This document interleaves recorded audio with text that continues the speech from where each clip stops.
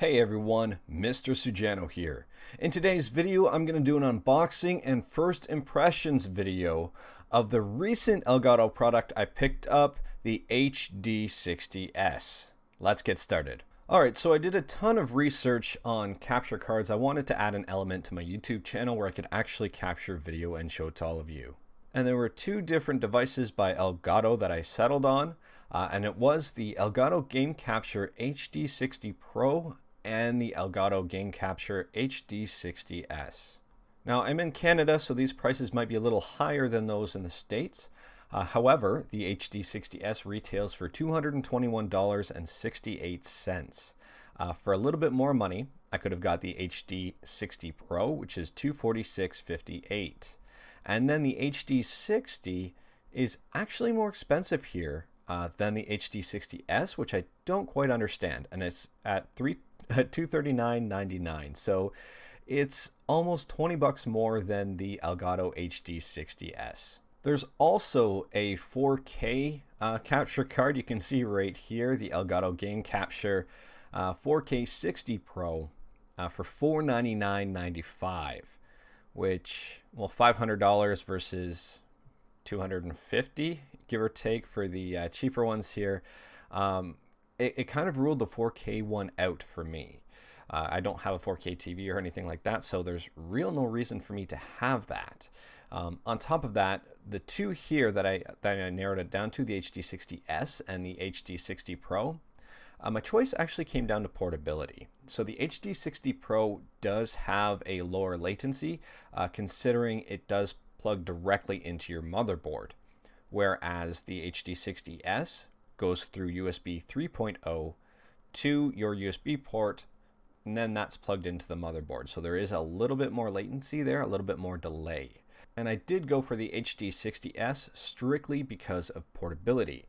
This will allow me to bring it to different computers, into a laptop, wherever I need it to be. It's a super portable, so if I'm doing recording somewhere else, it's a lot easier for me. So looking at the box here, HD60S, stream and record instantly. 1080p, 60 frames a second capture, USB 3.0, and instant game view. So in the box you can see Game Capture HD60S, USB 3.0 cable, and the HDMI cable. So really no point in me making this video, I guess, considering everything's listed on the box. So on the back of the box here, you can see there's an HDMI out, analog audio in, HDMI in, and a USB 3.0 Type-C connector. Now opening up the box, I actually kind of like the patterns they have on the box. It's kind of neat. But again, it goes right into the recycling bin, so it doesn't matter too much. So you can see here a few simple steps on how to hook it up. You do have to plug it in via USB 3.0 to your computer. Then you plug in the HDMI cable from whatever input source you're using. For example, if it's an Xbox 360, a PS4, another PC, a Raspberry Pi, anything like that. And then you can plug the output from the Elgato into a monitor to have it display on a monitor in real time. And I guess the fourth one here, the fourth setting here, is to download the gaming software. Now lifting this out of the package, it's a lot lighter than I thought it was going to be. And that's a good thing because it makes this even more portable. Now it is solidly built, like it feels like it's solidly built, but it is light and it is all plastic. So if you do drop this, there's a chance it might break. And on the bottom of the Elgato, it's like a foam pad. I would have preferred rubber. So it's more or less like a foam. I would say due to the lightness of the actual Elgato itself, it doesn't really stop it from sliding around a lot, but it will slow it down. So I'm putting some weight on it there, and you can see the Elgato sliding around just a bit. Now looking at the instruction manual, one thing I want to take note of here, it says battery powered operation, which means that it looks like it can be powered on by a battery. I'm a little confused by that. I'll have to research that a little bit more, because if it's being powered by a battery, I'm not quite sure how it will be used and read by the computer. So I'll look at that one a little bit. So the included HDMI cable is roughly 3 feet long. If you are using this from a computer that's far away, you will probably need to pick up a longer HDMI cable. Now the USB 3.0 cable, on the other hand, holy smokes, this thing is very, very long. It's roughly, I would say, slightly over 6 feet long, the cable. It's very, very nice. And the cable itself is made of a thicker material than a lot of USB cables out there.